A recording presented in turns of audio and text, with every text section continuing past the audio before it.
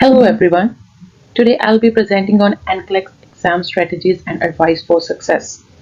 The NCLEX is one of the most important and stressful exams in a nursing student's journey. Many students struggle not because they lack knowledge, but because they don't understand how the NCLEX want them to think. So before going for the exam, just prepare smartly, think like a nurse, and pass it with the confidence. This presentation will help you understand how the NCLEX work, how to approach different question types, and how to apply key strategies using real life examples so you can think like a safe nurse. What is NCLEX? So, it is a standardized exam that all nursing graduates must pass in order to become licensed as either a registered nurse or a practical nurse. The goal of the NCLEX is not to test memorization. Instead, it evaluates whether you can provide safe and effective nursing care as a new nurse. For example, if two answers seems correct, the NCLEX will expect you to choose the option that protects the patient from harm. So safety always comes first. It tests clinical judgment, safety, and decision making, and it is a computer adaptive test, which means the exam adjusts based on how you answer. If you answer a question correctly, the next question become more challenging or harder. If you answer incorrectly, the next question becomes easier. NCLEX exam structure. So you may receive between 85 to 150 questions. Getting more questions does not mean you are failing. For example, like some students panic when the exam continues past 85 questions, but the computer is simply gathering enough information to determine your competency. So time limit for exam is 5 hours maximum. Maximum question 150 and minimum is 85. Then there are different type of questions that they might ask you. So it includes multiple choice questions, SATA, select all that apply, case studies, bow tie questions, and ordered response. Next, NCLEX is not a memory test.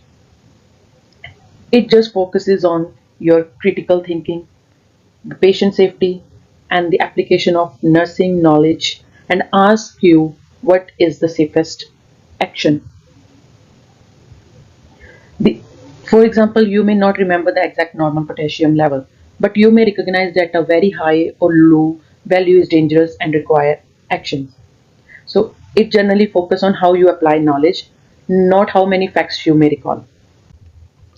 Then NCLEX client needs categorization. The NCLEX organizes questions into four client need categories.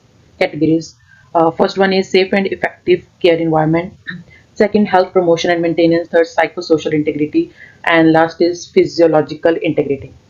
So, for instance, a question about preventing falls focuses on safety, while a question about chest pain focuses on the physiological integrity, that is pain. So, in most cases, physical and safety needs are prioritized over emotional or comfort needs. So, key exam strategy. Safety comes first. So, always choose the option that prevents harm and maintain ABC, airway breathing circulation, protects patient rights. If you find anything unsafe, just eliminate that option. So, if you are unsure between options, ask yourself which answer keeps the patient safest. For example, if a confused patient is trying to climb out of bed, the patient action is to lower the bed, the safest one, and ensure safety measures are in place. So, not just verbally reorient the patient, right? So, always eliminate answers that could cause harm. Next is Maslow's hierarchy. So, it helps to prioritize care. Like it includes physiological needs, safety, love and belonging, self-esteem, self-actualization. So, in these physiological needs includes such like oxygen, circulation, and nutrition comes first, followed by safety and emotional needs. Like if a patient is anxious but also short of breath, the nurse must address breathing first because oxygen is essential for survival. Next is ABCs of nursing priorities. It includes airway, breathing, circulation. So always assess ABCs first in emergency. So first priority is airway, second is breathing, And third is circulation. So always prioritize your client based on this ABC format. Uh, for example, if one patient has a blocked airway and another has a fractured arm, the airway problem must be addressed first because it is immediate life threatening, right? Next in strategies include like nursing process. So always we go with ADPIE, which include assess, diagnose, plan, implement, and evaluate. So that's the basic thing that a nurse should do and the nurse always do. But if there is an emergency, so we can skip the assessment. So assessment before action unless emergency. If it's an emergency, go for the intervention. Like if a patient reports pain, so nurse should assess the pain level before giving the medication. But if a patient is actively choking, so their nurse cannot go for the assessment option. So he or she should first intervene immediately. So this is an emergency exception. Right. Next, SATA. So these are the questions that come. So in that one type is SATA, select all that apply. So in that, always and never, you avoid that words like that says always give this medication if patient is having pain. No, there is never always and never option. Okay, so treat each option as true and false. Like if there are, select all that apply. So category, so for every option just treat them true or false if that suits to the question. Choose only what you are sure about, and no partial credit guessing. For instance, if asked about symptoms of hypoglycemia, so sweating and confusion would be correct, right?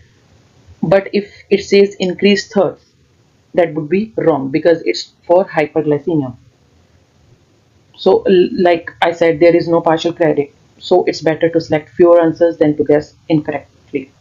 And delegation of questions. So how we in delegate like if question come about delegating a task, so how we will do that? RN can delegate work to LPN, UAP, right? But the key elements for RN is to do assessment, primary assessment, the first assessment, teaching, and evaluation. Even for RN is like they are the only one who can inject IV. For LPN, so RN can delegate the stable patient to LPN and the routine care. For UAP, UAP can do the basic tasks like maintaining personal hygiene, activities of daily living, and even can assess the vital signs of a stable patient. So RN should never delegate judgment or assessment to LPN or UAP.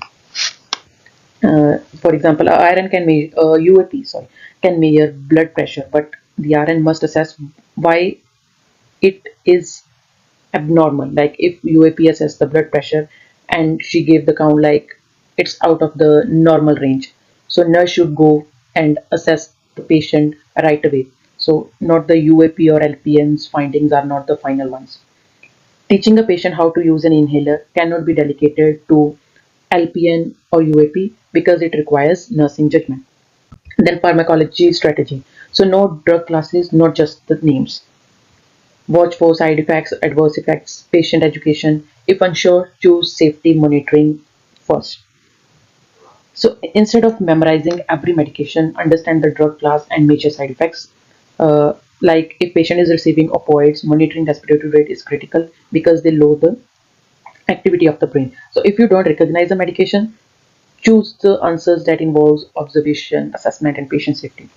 Infection control, so is heavily tested on the NCLEX. So standard precautions apply to patients, to all the patients. Additional precautions include contact, droplet, airborne. For example, a patient with TB requires airborne precautions and an N95 mask. Even if you forget details, focusing on prevention, infection spread will guide you to the safest answer. So PPE order is gown, mask, goggles, gloves. So that we generally follows. The mental health questions. So generally focus on the therapeutic communication. The best response acknowledge feelings and encourage expressions. Avoid giving advice, judging, and changing subjects. So best answers are always, like most of the time, are open-ended, acknowledging the feeling of the client. Um, like if a patient says, "I feel like a burden," the nurse should respond, "Can you tell me more about what's making you feel this way?" So it's an open-ended question. So this shows empathy without judgment or advice, right?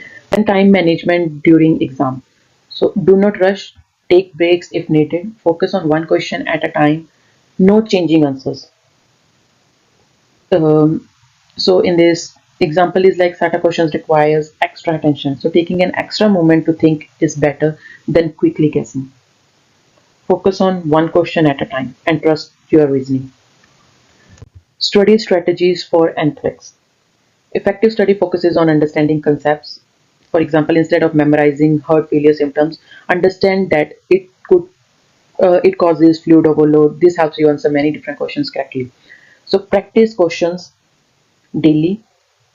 Rationals are the best preparation tool. Use content plus question banks. So if you find any area weak, so prioritize that area of study. Okay. Test the tips. Just get enough sleep, eat healthy, arrive early, and trust your preparation. So avoid last minute cramming as it increases your anxiety and confusion. Mindset for success. NCLEX is just pass or fail. So one question doesn't define the outcome. So stay calm and focus. You are prepared. You do not need to know everything, and you just need to keep the patient safe. So at last, the NCLEX is not about perfection. So it is about safety, judgment, and critical thinking. So if you think like a nurse and prioritize patient safety, you can pass the NCLEX with confidence. That's all. Thank you.